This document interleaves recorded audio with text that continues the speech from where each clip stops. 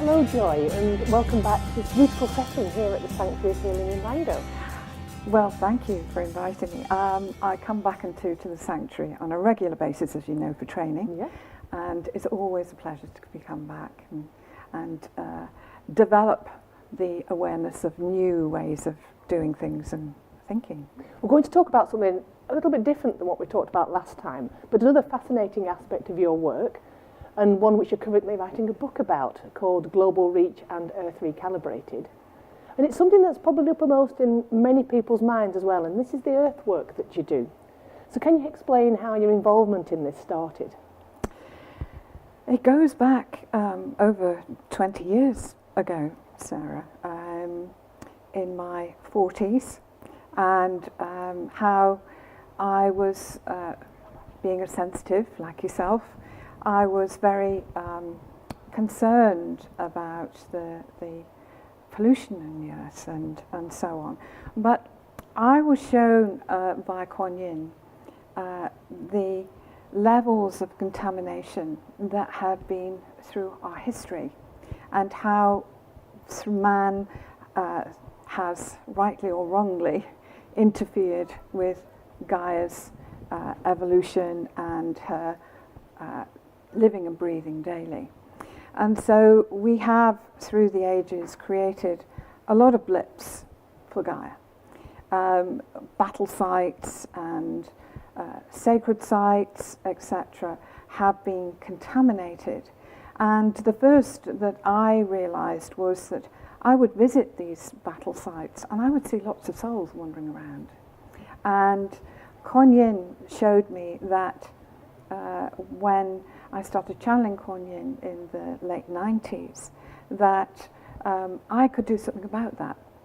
And so I started on a program to help move on souls from the planet that had stopped being processed. You know, when people pass over, some of them are in shock and levels of trauma that they don't even realize that they have come out of human form. And the film Ghost expressed it very, very well. Yeah. But I was involved in a program to help lighten the load for Gaia, because all these souls created additional weight to the planet and the planet's function. And so for about 3 years, I was on, so it would have been 1997, I was on this program with others around the globe, although we never met, we never knew one another, but we knew from an etheric level that we were all doing this work.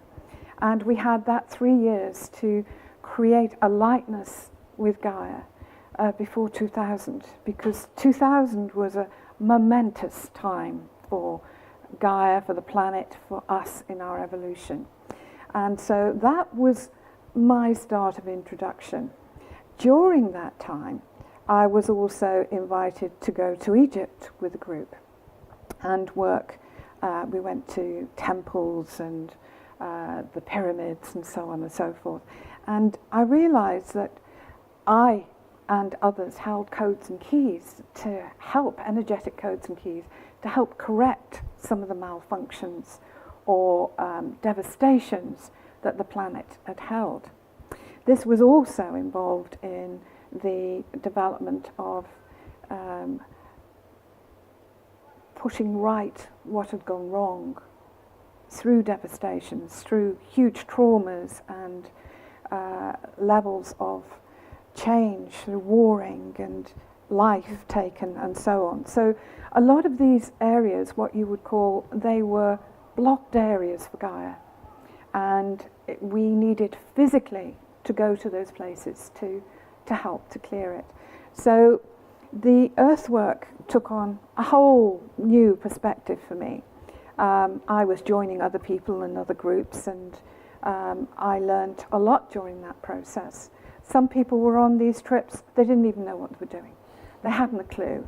They thought it was very magical and romantic and something that they were drawn to do, but they didn't know why.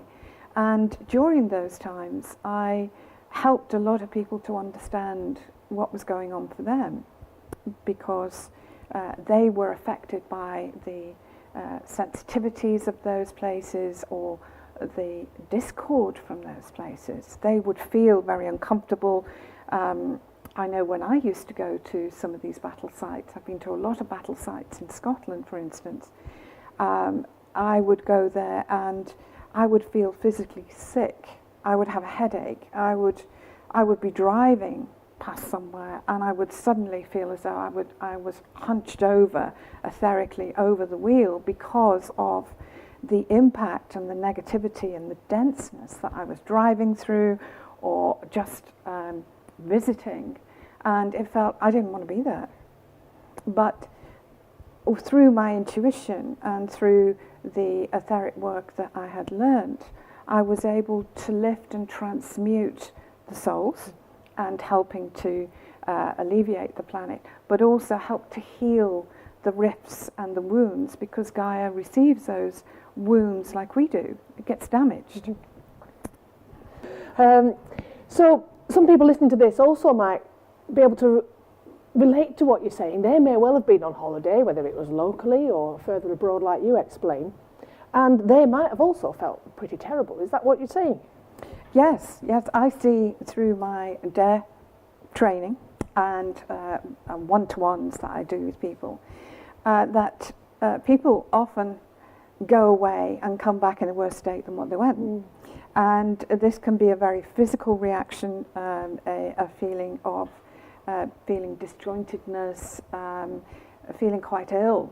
I had one lady who came to see me that she had gone off to Iceland, and she came back and she said, I just feel so out of sorts. I feel really, really unwell. And she came along and I said to her, did you want to go to Iceland? No, I really didn't want to go. And the involvement with the past life and historical aspects, and we looked at that, and she'd had many lives in Iceland, very harsh lives, lives of food deprivation, but also in this life she had lots and lots of allergies. This lady was a nutritionist and had trained as a nutritionist, as we often do in the faults that we have. We go and try and find the answers.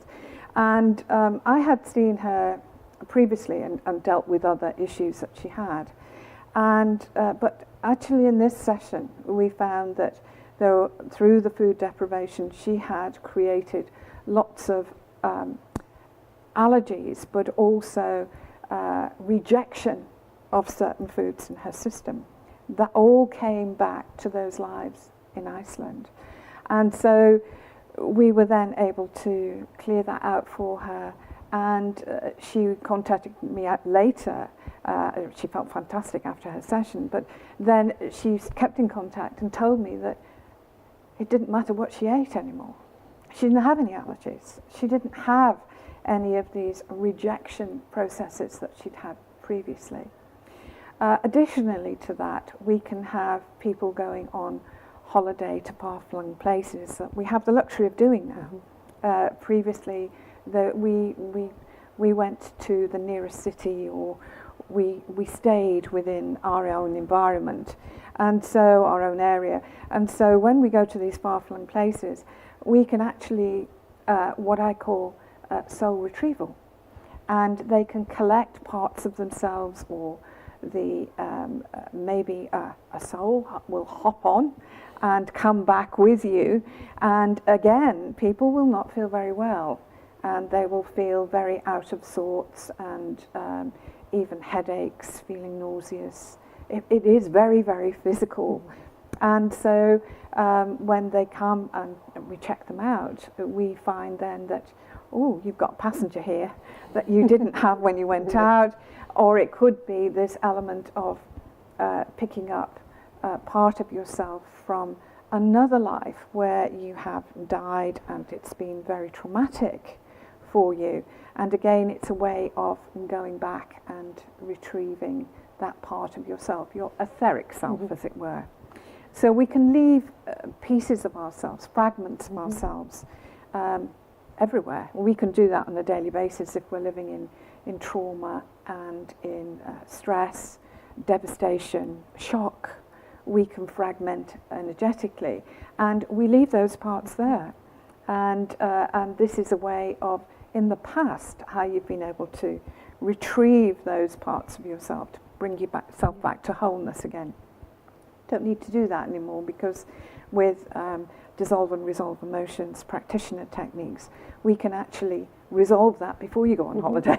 So that's what was going through my mind, thinking, well, none of us want to go and have a bad holiday. Absolutely. And you've talked about how after the event you can get treatment to deal with it. But is there anything anybody can do to preempt this happening?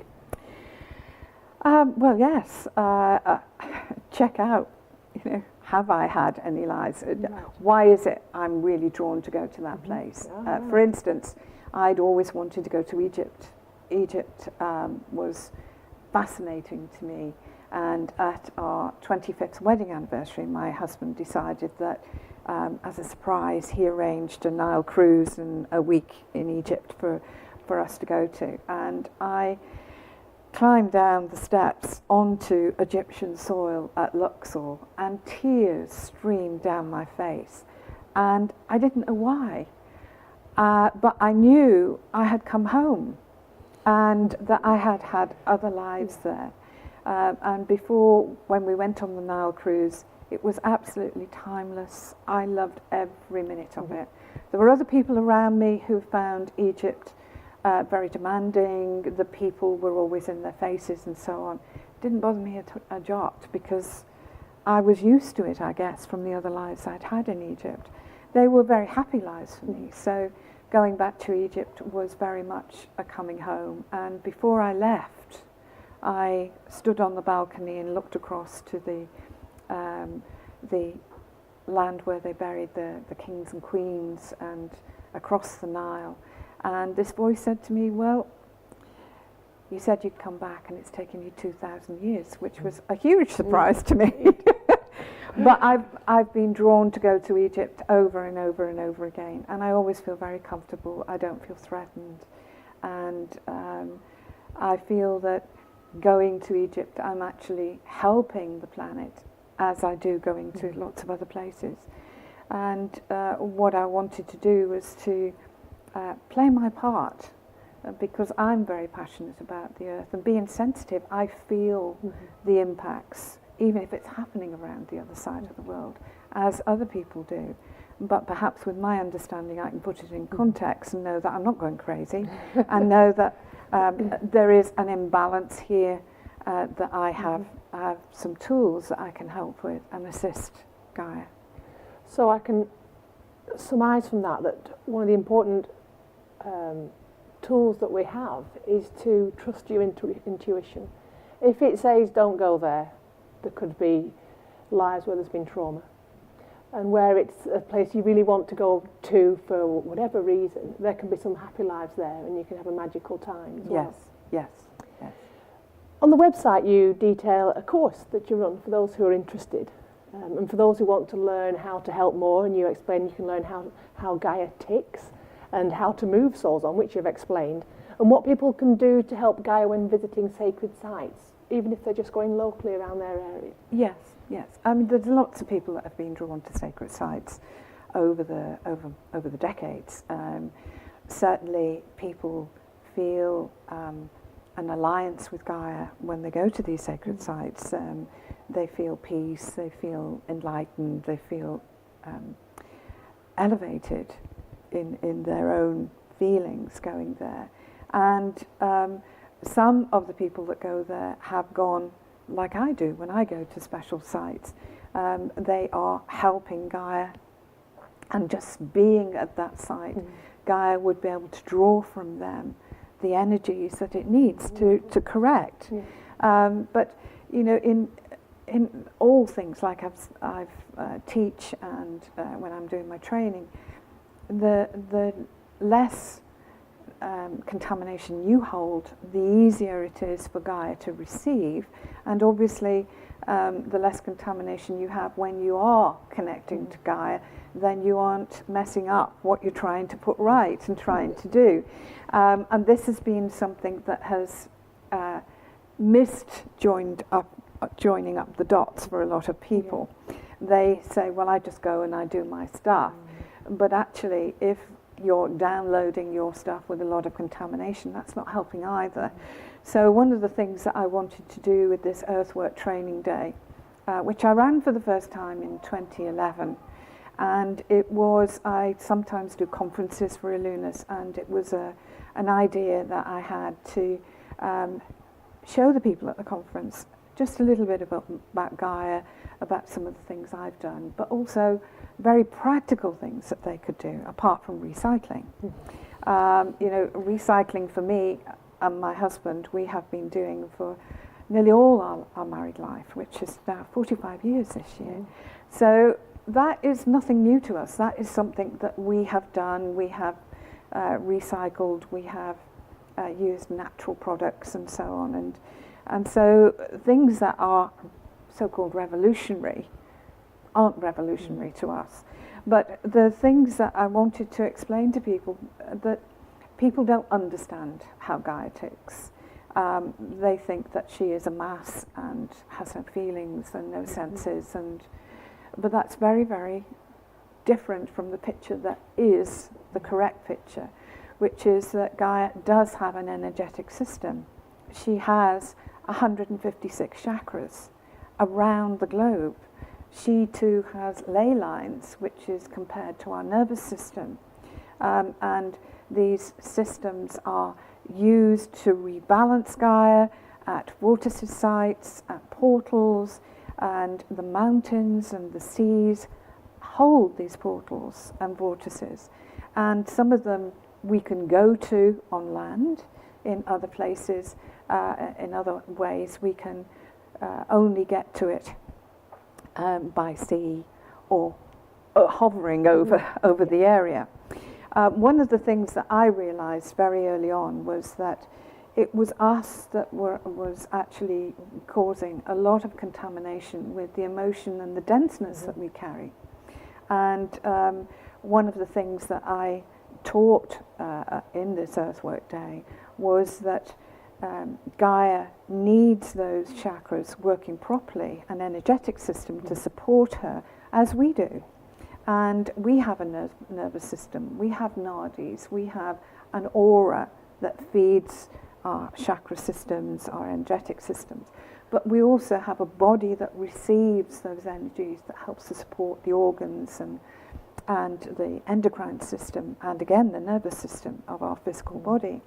If they are out of kilter, then we are going to malfunction. We're not going to work as well as we should. And it's the same for Gaia.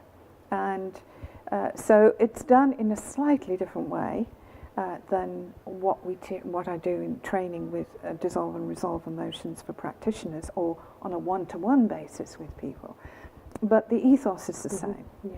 And so we work by helping Gaia to clear those ley lines, because they can become blocked when we, for instance, build a house on ley lines. People can feel very, very uncomfortable if those ley lines are blocked.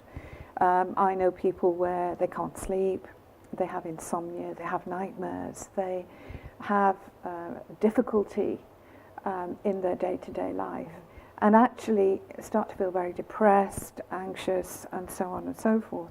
Correct the ley lines, the flow is there, all those symptoms go away.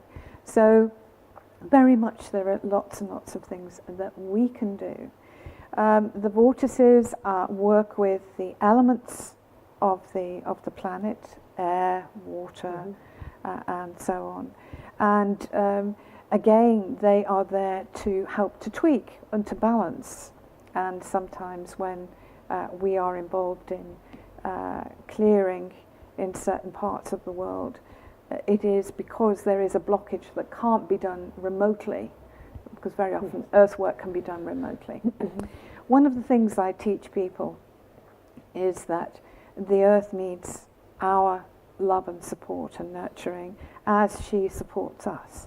And we do need to be connected to the earth as well as above. People believe that opening up their crown chakra, third eye, is all they need to do.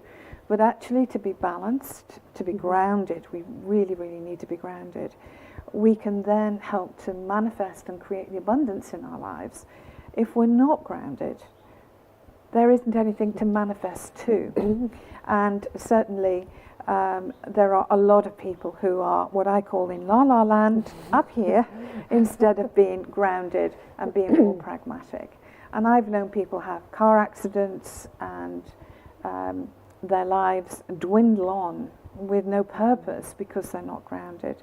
So it's a huge, huge problem. And parents, when they're not grounded, they pass that on or teach their children, because children learn by example, and they go and do the same thing. So very much people aren't awake and aren't connected to the earth. And the other thing that I teach is how to move souls on, and stuck souls, because again it will cause damage to Gaia and heaviness to Gaia. You know, we had through the ages, we had the Native Americans and the shamans who knew how to do this, and we have lost a lot of that elder knowledge basically. And some of the things I teach is that elder knowledge, that we can actually help these souls to move on. And we also help with other attributes. So if you don't feel comfortable and you would like a little bit of help with that, we've got other things set up to assist each individual in doing that. Since I've been teaching Dhammidingas and opalescence from 2010, part of our 2-minute practice is feeding and supporting Gaia. And she has soaked up that energy, and it's made a huge difference to her through the last 4 years. And certainly her progress and development has been enormous. The acknowledgement from Gaia, when we do some of this work, it's just amazing. The rainbows we see, the skies, you know, the acknowledgement, the thank you. And you can actually feel the sigh of relief when you're working with Gaia. And we've worked with groups, set groups up that we meet etherically at 7 o'clock on a Friday night. And instead of us doing things individually, we are structuring this. So we can send our Dhammidingas, opalescence, or just our heartfelt love for the planet. And by doing that, we are helping Gaia to clear lots and lots and lots of ways. The areas we have worked really, really hard with the UK, because we have the heart chakra here in England, down in Somerset. And it's a big area. People link the heart chakra with Glastonbury. Well, it's actually massive. And it's a bit bigger than Glastonbury. So it covers a big area of Somerset. And that heart chakra is linked to ley lines that sends energy around the world. So there are huge, huge flows of energy. It's almost massive pipes, what you would call your major arteries in your body, pumping these changes from the chakras into all parts of the world. For instance, from the heart chakra in Somerset, it links with the Michael Mary line that goes up to tip of Scotland, right down to the other end of the country. It also links in with ley lines that connect to the Great Pyramid. So across to Egypt and into the Middle East. And these changes that are made through working with these systems can be instant. And for instance, in 2012, we had seeding of change in May, 21st, 22nd of May. It was over the 2-day period. And there was massive, massive seeding on the planet.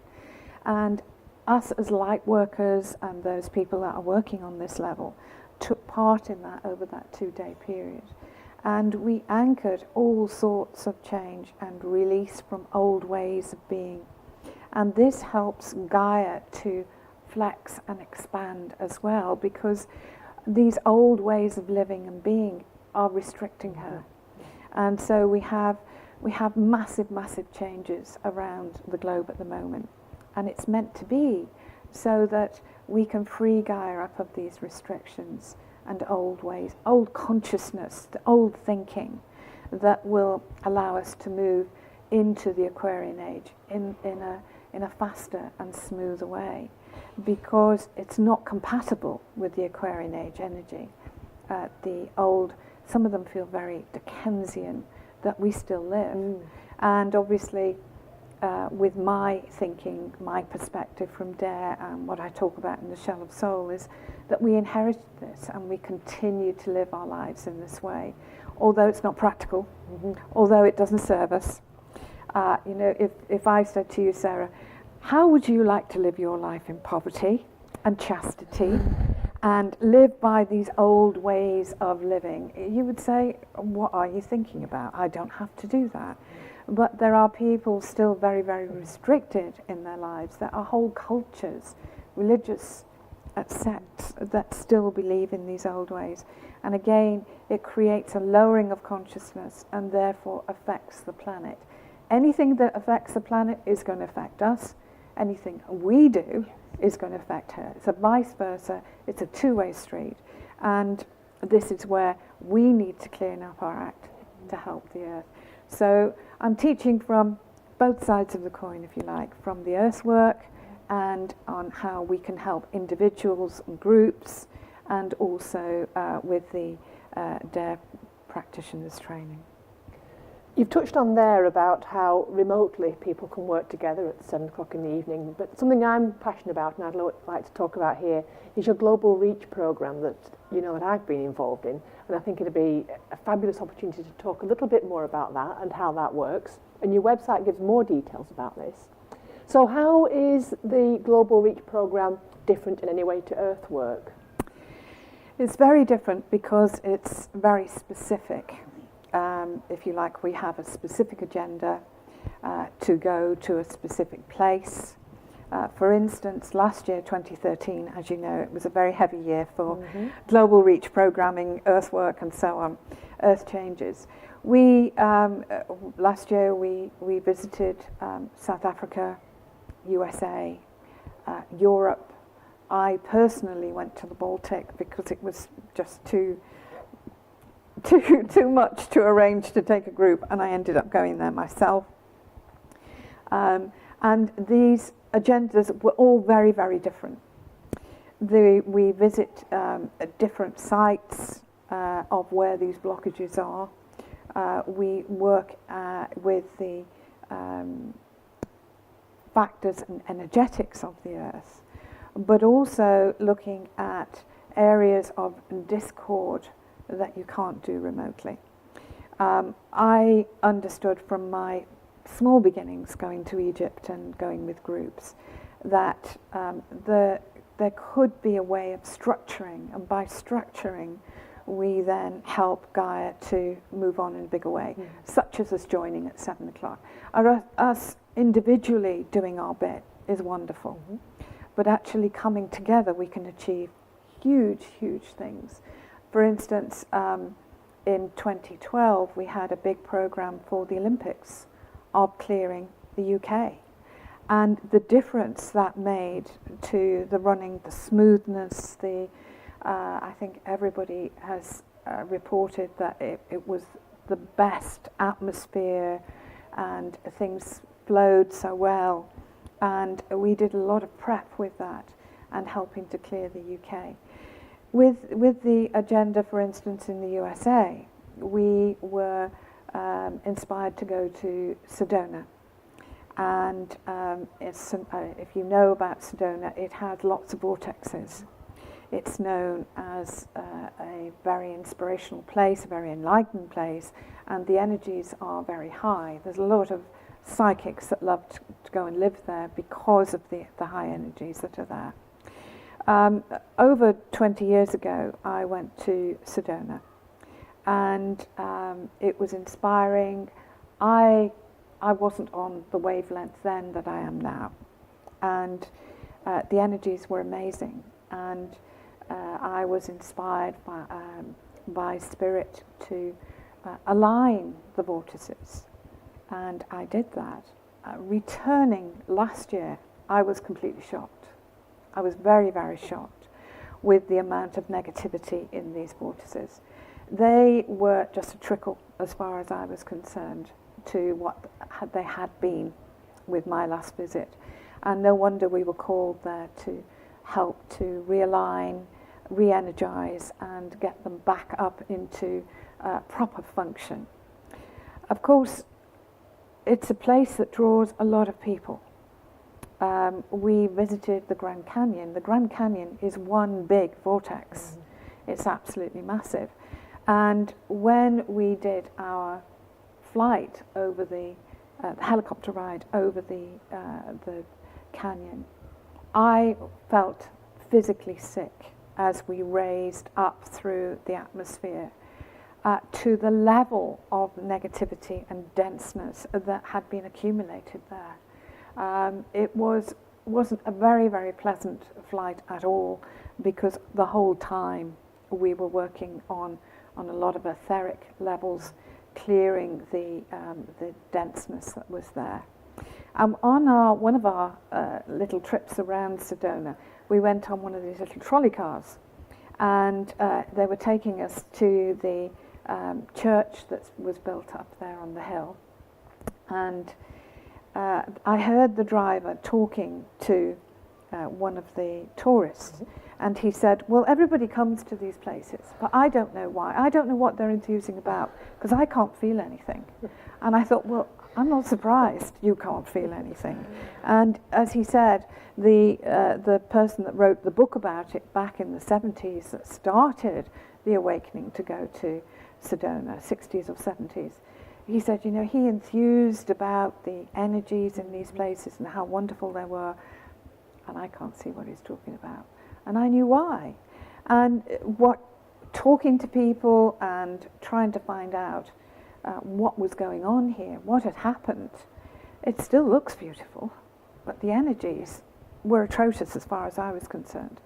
And so I was talking to people, and they said, well, we have a lot of people that come here for walking, and they want to go up the vortices, and the guides, and so on. And I was even given the book of this guy who was very enlightened, and he was professing in that book that when they go to these vortices, what they should do is dump all their emotional baggage.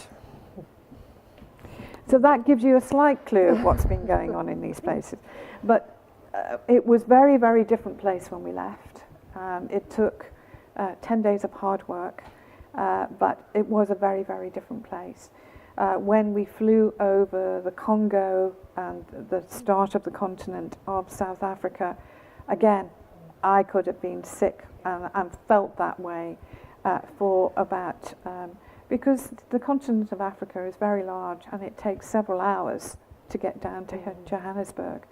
And through that period of time, I was vomiting with the level of denseness.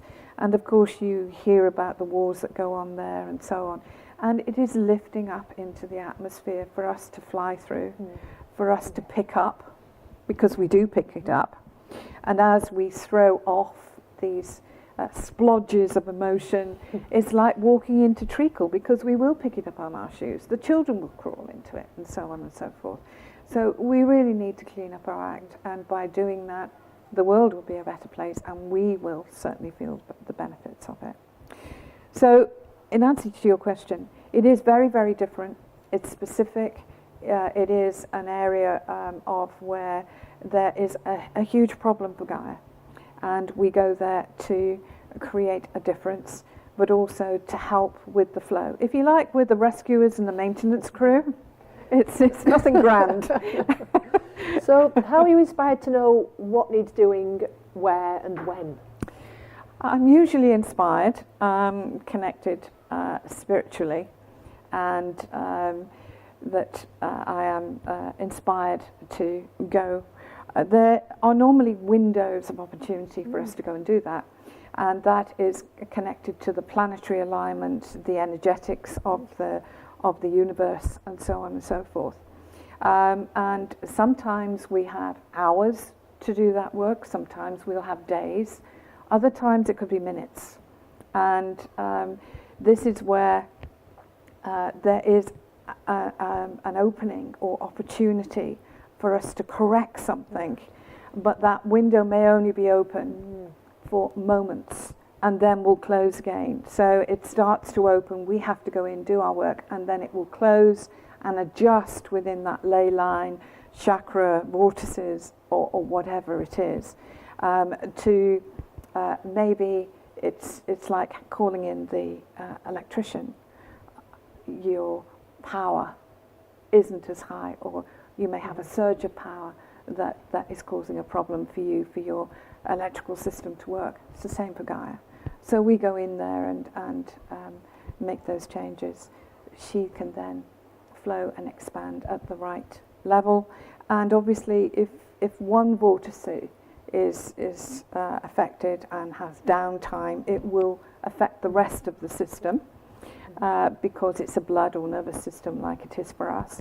And therefore, once that is adjusted, that then adjusts the others and does the work for you. So, yeah. And can anyone get involved?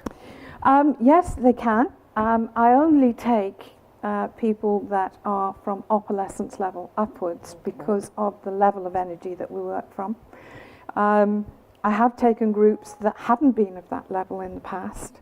And because it is specific things we need to attain, we need that specific level of surge of energy to be able to make those changes.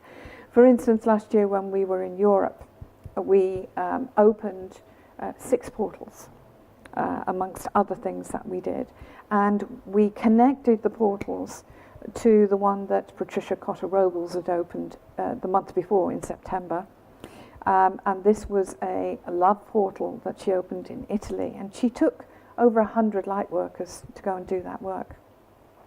We were a group of 17, and we opened 6 portals as well as a very, very full agenda. So you can see the difference with the level of the energy of what we can achieve. Okay, well, thank you very much for explaining. Thank you. Yes, it's something I'm very passionate about, and I know a lot of other people are passionate. But we can do an awful lot individually and as a group together, and it's us networking that makes the difference. And I hope that people will hear that, and if they are sensitives and they're really passionate about the earth, let's upshift and do things from a very, very different level that will help us all. Thank you. Thank you.